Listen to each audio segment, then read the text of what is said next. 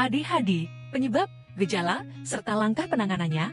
Apa itu ADHD Attention Deficit Hyperactivity Disorder? ADHD adalah gangguan mental yang menyebabkan seseorang sulit untuk memfokuskan perhatiannya pada suatu hal. Serupa dengan borderline personality disorder, ADHD adalah jenis gangguan mental yang kerap kali terjadi pada anak-anak. Tidak jarang, gangguan ADHD ini dapat bertahan hingga anak beranjak dewasa. Gangguan ADHD ini dibedakan menjadi 3 kelompok, yaitu 1. Dominan inatentif. Pengidap ADHD kelompok ini akan kesulitan untuk fokus dan memusatkan perhatiannya terhadap satu hal. 2. Dominan hiperaktif impulsif. Pengidap ADHD kelompok ini akan bertindak hiperaktif dan impulsif berbuat tanpa memikirkan dampaknya. Kombinasi inatentif dan hiperaktif impulsif merupakan gabungan dari 2 kelompok ADHD lainnya.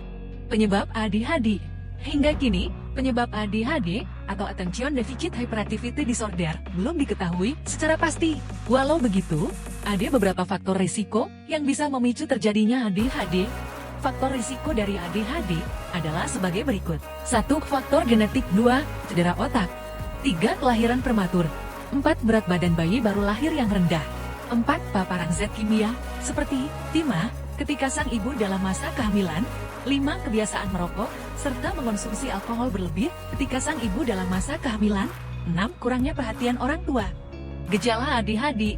Secara umum, gejala ADHD adalah tindakan impulsif, hiperaktif, serta sulit fokus. Tindakan impulsif yang termasuk ke dalam gejala ADHD ini juga hampir mirip dengan gangguan OCD. Di samping itu, gejala ADHD juga dapat dibedakan berdasarkan kelompoknya. Adapun penjelasan lengkap dari gejala ADHD adalah sebagai berikut. 1. Dominan inatentif. Berikut beberapa gejala dari ADHD dominan inatentif yang dapat dialami oleh penderitanya.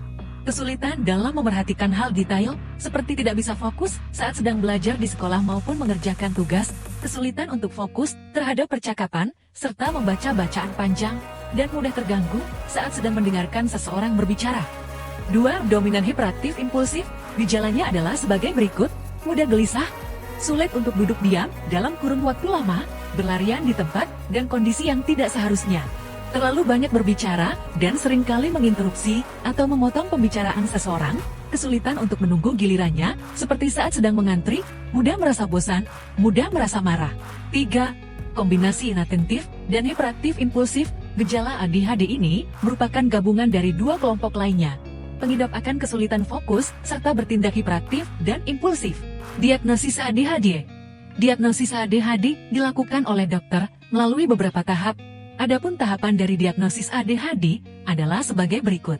1. Wawancara medis. Dokter akan mencari tahu riwayat penyakit, baik penyakit turunan ataupun tidak, masalah psikologis, serta kegiatan dan catatan sekolah pengidap ADHD. Wawancara medis ini bisa dilakukan kepada pengidap maupun orang-orang di sekitarnya. Pemeriksaan fisik. Pemeriksaan fisik ini bertujuan untuk memeriksa kondisi kesehatan pengidap secara menyeluruh.